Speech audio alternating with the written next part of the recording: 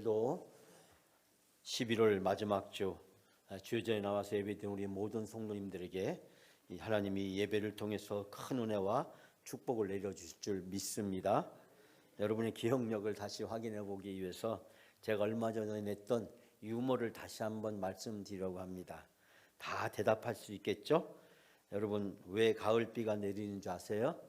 제가 왜 가을비가 내린다고 했을까요? 날씨가 흐리니까. 가을비가 오면 왜 추운지 아세요? 그 이유를? 추우니까. 갑자기 썰렁해지네요. 어린 딸이 아빠에게 물었답니다. 아빠, 눈이 왜 내리는지 알아? 그러자 아빠가 알면서 모르는 척 딸에게 글쎄 눈이 왜 내리는 걸까? 그랬더니 이 딸이 이야기하기를 아빠, 하나님이 가슴 아픈 일 생기면 눈물이 나잖아. 그래서 하나님이 울면은 비가 오는 거래. 근데 날씨가 추우면 그 눈물이 어려서 눈이 내리는 거야. 하나님이 마음이 아픈 일이 있는가 봐. 아빠는 왜 비가 내리고 눈이 내리는지 잘 알고 있었지만 딸이 너무 기특해서 그 딸에게 이렇게 얘기했답니다. 아이고, 우리 딸 많이 컸구나. 하나님 마음까지 살피다니. 그렇게 이야기하면서 웃었고 딸을 다독거렸다는 이야기가 있습니다. 왜 갑자기 이 썰렁한 얘기를 제가 여러분이 꺼내는지 모르지만 지난 한 주 동안 날씨가 많이 추워졌죠. 그래서 많이 고생들 하시고 또 환절기에 건강, 감기 잘 조심하시고 건강관리하시는 여러분이 되시길 바랍니다. 예수님 당시에 이 바리새인들과 사두개인한 사람이 있습니다. 우리가 종종 들어본 이름들이죠. 이 바리새인들과 사두개인들은 과거의 전통을 잘 지키고 율법을 고수하려고 했던 사람들입니다. 즉 당시에 로마의 지배 아래에 있었지만 예루살렘에서 제사장들과 더불어서 예루살렘 성전과 율법을 잘 지켜서 그 사회에서 지배층으로서 상당한 권리와 이득을 누리며 살아가고 있던 사람들이었습니다. 근데 예수님께서 오셔서 전국에 복음을 전하자 이들은 자기들이 지금까지 유지하고 있었던 것에 대해서 위협을 느끼게 되었습니다. 왜냐하면 바리새인들과 사두개인들은 생각하기를 하나님은 유대인만 사랑하시고 유대인들을 선택하셔서 유대인들을 하나님의 백성을 삼아주시고 유대인만 구원한다라고 생각했고, 그러면 유대인들은 율법을 잘 지키고 지금까지 해오던 율법의 전통을 잘 지켜나가야 한다라고 생각했는데 예수님께서 모든 사람은 다 구원받을 수 있고 유대인이나 이방인이나 다 차별이 없다고 하고 누구나 다 믿으면 율법을 지키지 않아도 다 구원받는다고 이야기하니까, 유대인이 아니어도 구원받는다고 이야기하니까 이들은 예수님의 하시는 천국 복음 전파에 대해서 상당히 못마땅하게 생각했습니다. 그래서 어떻게 하면 예수님을 함정에 올가미에 걸어서 예수님을 로마에 고소할 수 있을까? 그리고 사람들로 하여금 예수님이 멀리 떨어지게 만들 수 있을까? 시비와 논쟁거리를 만들기 위해서 예수님에게 질문을 던져옵니다. 이때 당시 사두개인과 바리새인이 던졌던 질문은 세 가지였는데요. 첫 번째 질문은 세금을 가이사에게 드리는 것이 올바르냐 올바르지 않느냐, 세금을 로마 황제에게 내야 되느냐 말아야 되느냐는 정치적인 문제였습니다. 여러분, 세금을 내지 말라라고 이야기하면 당시 팔레스타인과 예루살렘을 다스렸던 로마 황제를 거역하는 것이기 때문에 로마 총독에게 예수님을 고소하는 빌미를 제공하게 되는 것이고, 세금을 내라라고 이야기하면 당시의 유대인들은 저 불의한 로마의 제국과 황제와 총독은 다 망해버려야 되는데 어떻게 저렇게 하나님만 주인을 섬기는 우리 경건한 유대인들이 어떻게 이방인의 왕을 인정하고 그에게 굴복해야 되느냐. 그래서 사람들로 하여금 마음이 멀어지게 만들려고 하는, 예수님이 세금을 내라고 할 수도 없고 내지 말라고 할 수 없는, 어떻게 보면 사두개인과 바리새인 입장에 보면 너무나도 절묘하게 예수님을 올가미에 묶어 넣어서 예수님을 모함하려고 했습니다. 예수님께서는 뭐라고 대답하셨죠? 우리가 잘 알고 있죠.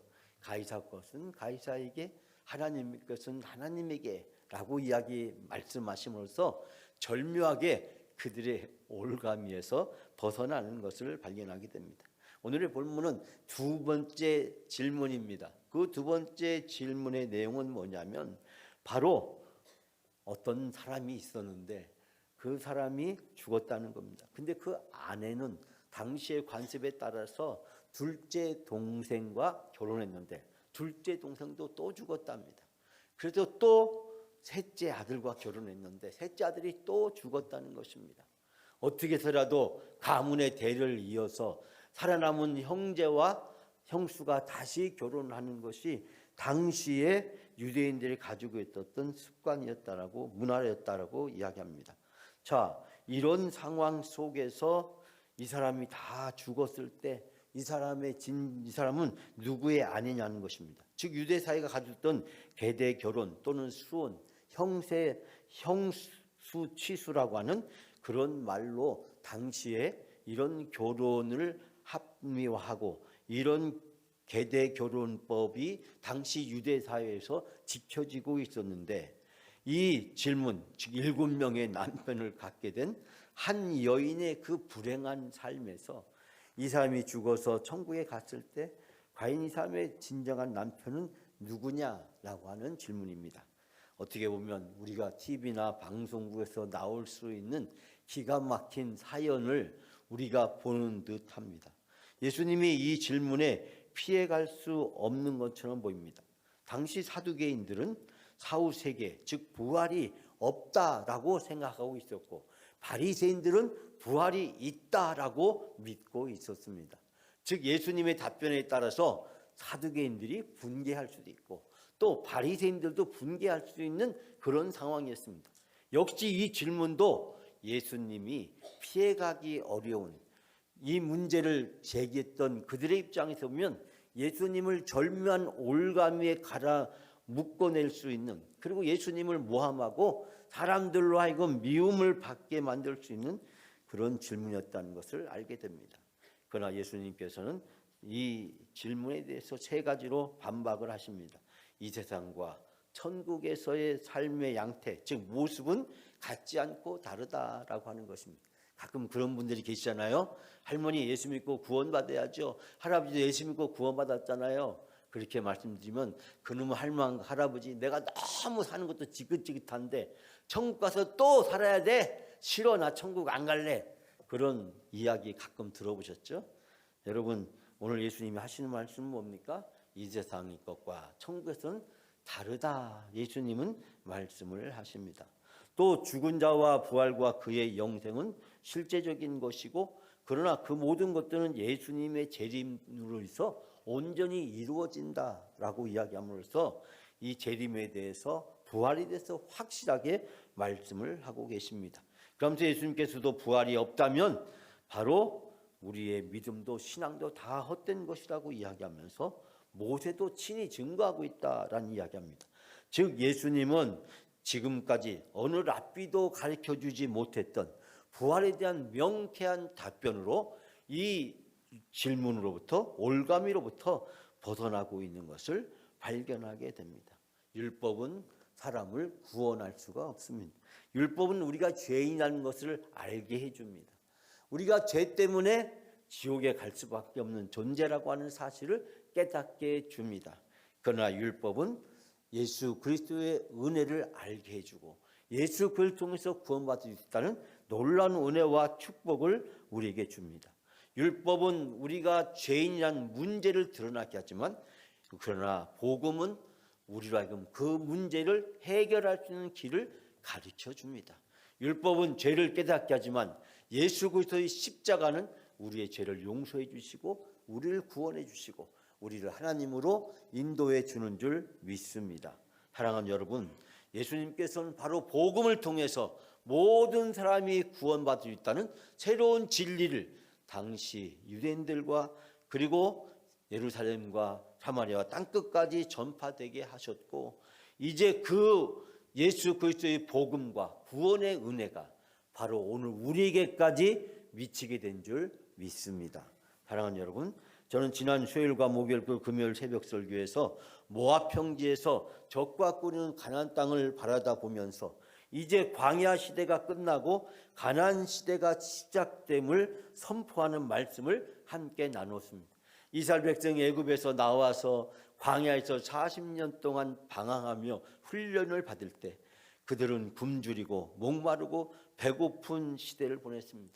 광야 세대는 정말 힘든 시간들이었습니다. 그러나 새로운 가나안 시대는 적과 끓는 땅에서 배부르고 목마름이 없고 풍성한 만족함이 있는 시대이고 하나님의 약속이 실현되는 꿈의 땅인 줄 믿습니다.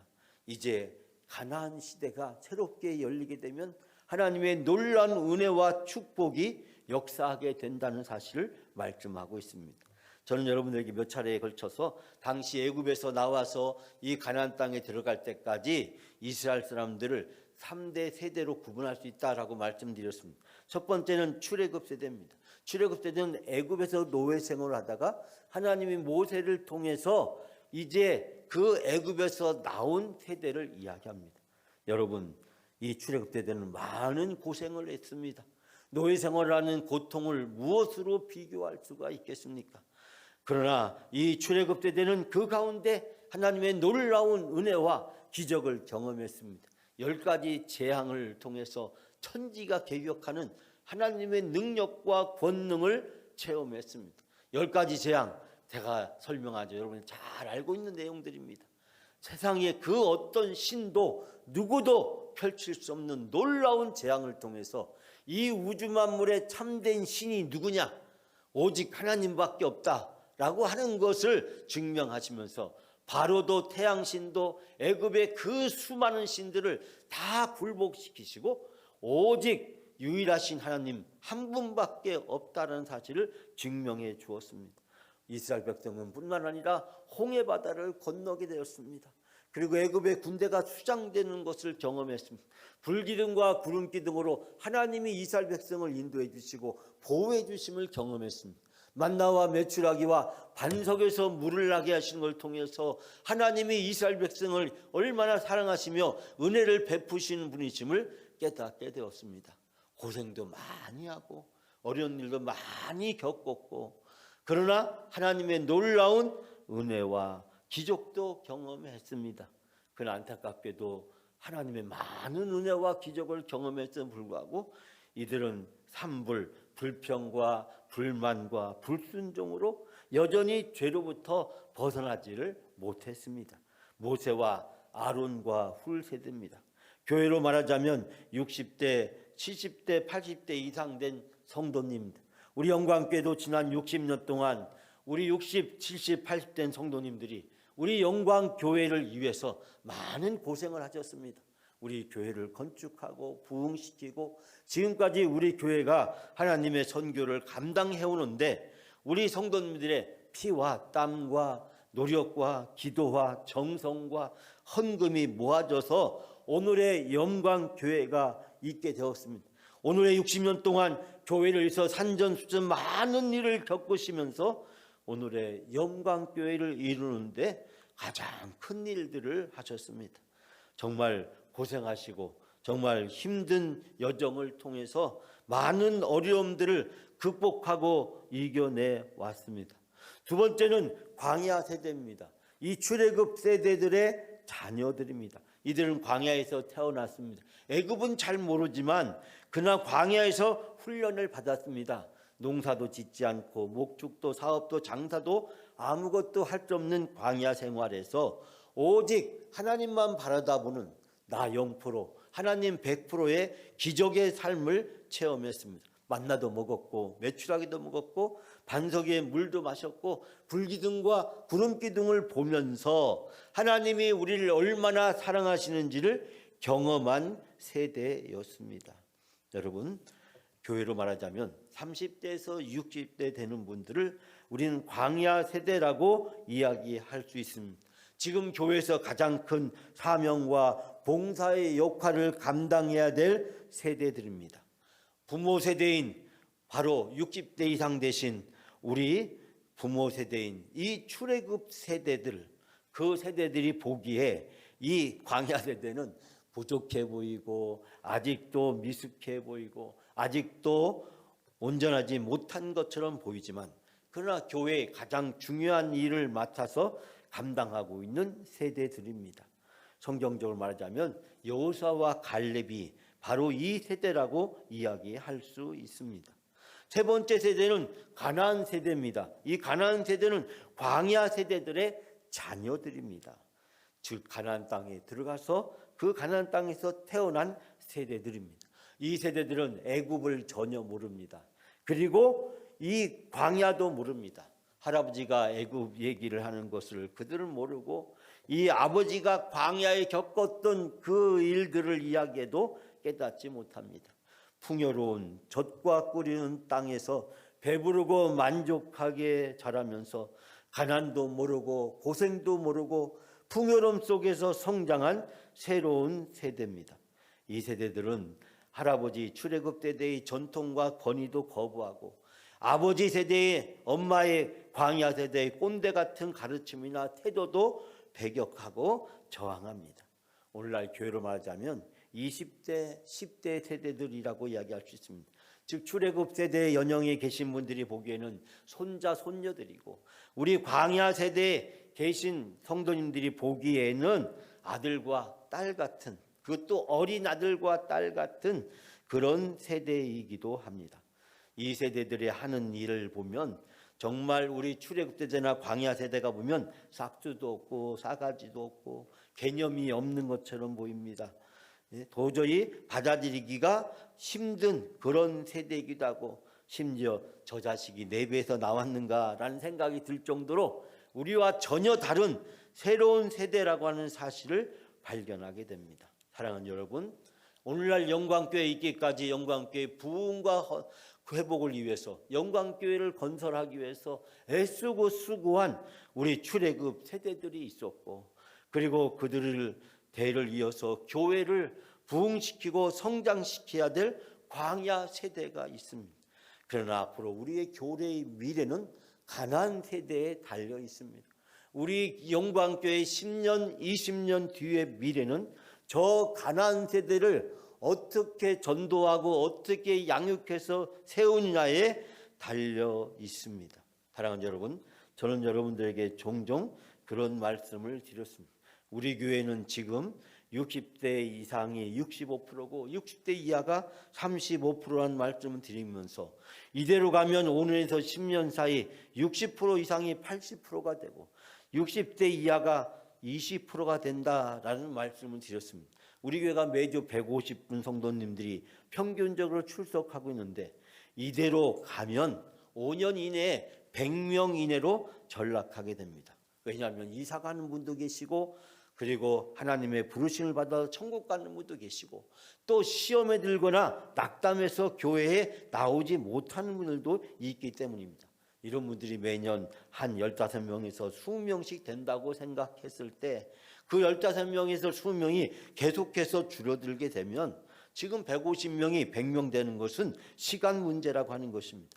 이것을 극복하기 위해서는 매년 우리가 30명 이상 전도를 해야지 150명을 유지할 수 있고, 200명을 넘어서 250명으로 부흥하기 위해서는 40명 이상을 우리가 전도해야 우리 교회가 이 150명 성도에서 250, 300명의 주일에 출석하는 교회로 부흥할 수 있게 됩니다.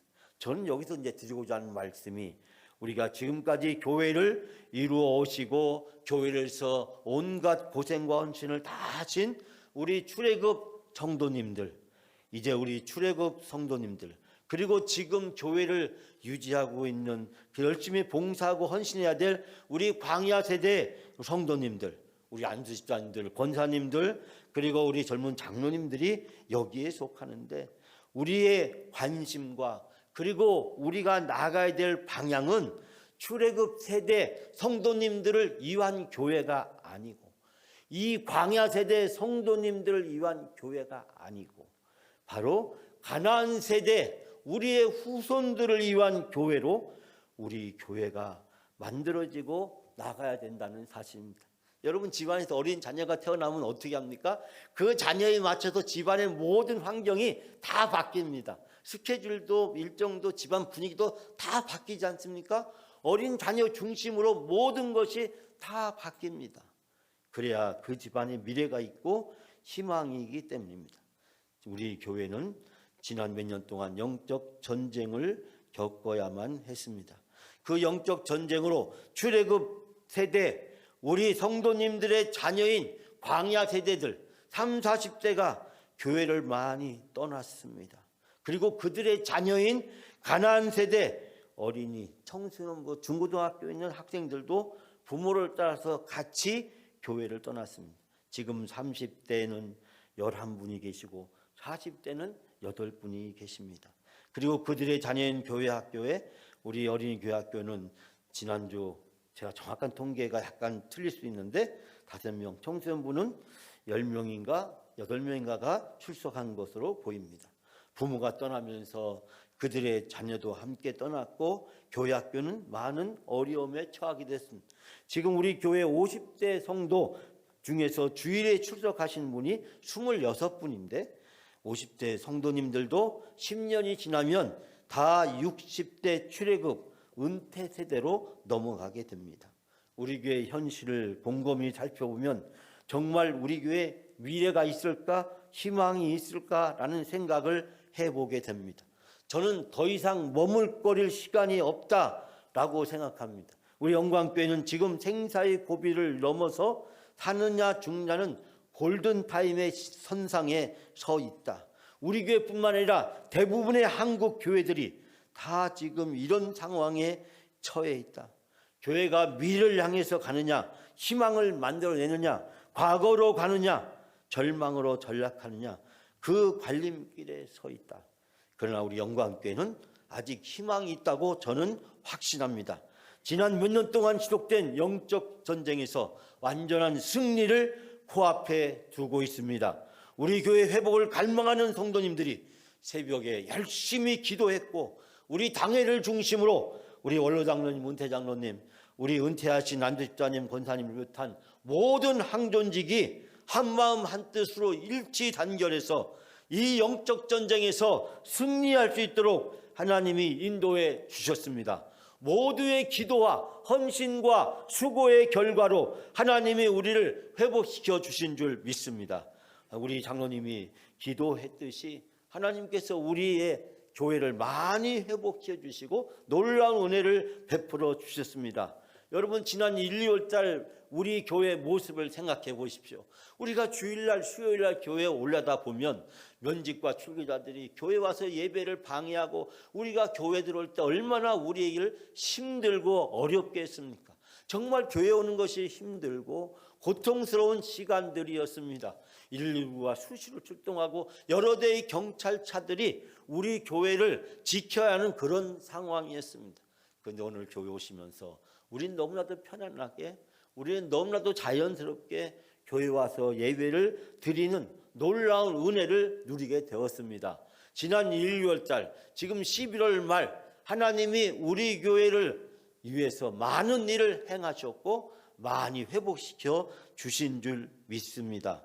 이번 2024년 준비를 위한 정책당회를 1박 2일로 지난 금요일부터 토요일까지 옥천에 있는 좋은 기도동산에 다녀왔습니다. 저는 예배를 드리면서 우리 모든 장로님들에게, 그리고 우리 당연 가족들에게 하나의 꿈, 영광의 회복과 부흥이라는 주제로 말씀을 전하면서 이제 영광의 회복이라는 하나의 꿈을 꾸고 이 꿈이 이루어지기 위해서 2024년도에 우리 모든 영광 가족이 손에 손을 잡고 다 같이 기도와 마음을 모아서 전력 수고해서 우리 교회가 회복의 꽃이 활짝 피어져 갈 수 있도록 우리가 최선을 다해서 함께 가기로 그렇게 결단하고 다짐하는 시간들을 가졌습니다. 사랑하는 여러분, 올해는 하나님께서 영적 전쟁에서 우리를 승리할 수 있도록 도와주셨지만 내년에는 하나님께서 우리 영광교회가 회복되는 놀라운 축복을 베풀어 주실 줄 믿습니다. 저는 잘 모릅니다. 그러나 우리 성도님들은 생생하게 경험했습니다. 우리 영광교회가 300명 이상 모여 성도들이 예배드릴 때 그때 행복하고 아름다웠던 그 감격과 기쁨의 시간들을 여러분은 두 눈으로 똑똑히 보았고 여러분은 경험했습니다. 하나님이 우리 교회를 다시 300명 이상 성도가 모여서 예배드리는 교회로 우리를 회복시키시고 우리를 부흥할 수 있도록 인도해 주실 줄 믿습니다. 사랑하는 여러분, 하나님은 하십니다. 하나님은 우리를 통해서 이 일을 하십니다. 우리 영광교회의 미래는 희망이 있고 하나님의 놀라운 회복과 부흥이 이루어질 줄 믿습니다. 저는 얼마 전에 새벽 기도에서 여러분들에게 나다니엘 호돈의 큰 바위 얼굴을 소개하면서 우리 60대 이상 되신 우리 모든 어르신 성도님들에게 큰 바위 얼굴이 되어달라라고 하는 간곡한 부탁을 드렸습니다. 우리 모든 영광교회 광야 세대 그리고 가나안 세대들이 볼 때에 모델이 되어주시고 그들이 찾아가서 마음 터놓고 기대고 의지하고 싶은 멘토가 되어주고 여러분을 따라하고 싶은 구체적인 코치가 되어달라고 부탁을 드렸습니다. 다시 한번 여러분들에게 간곡히 부탁드립니다. 오늘의 영광교회 부흥이기까지 우리 출애굽 세대 60, 70, 80된 성도님들의 헌신과 기도와 노력이 없이 오늘의 영광교회가 있을 수가 없었습니다. 그러나 다시 한번 부탁드립니다. 여러분이 좋은 모델이 되어주십시오. 멘토가 되어주십시오. 코치가 되어주십시오. 떠나간 광야 세대가 30, 40대가 다시 되돌아올 수 있도록 저 가나안 세대를 향해서 전도의 문이 활짝 열릴 수 있도록 우리 교회가 새롭게 변화할 수 있도록 여러분께서 모델이 되어주시고 멘토가 되어주시고 코치가 되어주시기를 바랍니다. 큰 바위 얼굴이 되기를 포기하고 존경과 사랑을 포기한 세대는 이렇게 말한답니다. 안 돼. 왜 그렇게 하는 거야? 그렇게 해서 잘 되겠어? 너희들이 알긴 뭘 알아? 앞뒤 분간을 못하는구만 하는 꼴을 보니 걱정된다. 그러나 진짜 큰 바위 얼굴이 되는 사람들은 이렇게 말한답니다. 잘했어. 고생한다. 기도해 줄게. 걱정 마. 잘 될 거야. 내가 도와줄게. 내가 미약하지만 힘을 보태줄게. 너희들이 있어서 영광교회 희망이 있어. 힘내. 화이팅. 여러분이 바로 이 큰 바위 얼굴이 되어주시기를 간절히 부탁을 드립니다. 그래서 우리 영광교회가 이제 영적 전쟁에서 승리하고 회복과 부흥의 역사로 나아갈 수 있도록 우리 모두가 다 기도를 모으고 마음을 모으고 영광교회의 미래를 희망으로 만들어가고 기쁨으로 만들어가고 행복으로 만들어가는 2024년이 될 수 있도록 여러분의 마음과 기도를 모아주시기를 간곡히 부탁드립니다. 우리의 생각과 우리의 마음과 우리의 언어를 바꿔주시기 바랍니다. 잘한다. 고생했어. 기도해 줄게. 걱정 마. 잘 될 거야. 도와줄게. 나도 미약하지만 힘을 보태줄게. 너희들이 있어서 영광교회는 희망이 있어. 나는 믿어. 힘내. 화이팅. 여러분, 우리가 이 아름다운 말을 통해서 우리 모든 성도님들이 큰 바위 얼굴이 되어주셔서 우리 광야 세대 50대, 40대, 30대, 20대, 10대들이 영광교회 회복의 꿈을 가지고 영광교회 부흥을 위해서 미래를 향해서 나아가는 아름답고 행복한 숲속 언덕 위에 있는 아름다운 영광 공동체가 될 수 있도록 그 공동체를 이루어 갈 수 있도록 우리 모두가 다 2024년을 기쁨과 행복으로 고대하면서 기다리면서 사모하는 여러분의 심령이 다 되어주시기를 주님의 이름으로 축원합니다.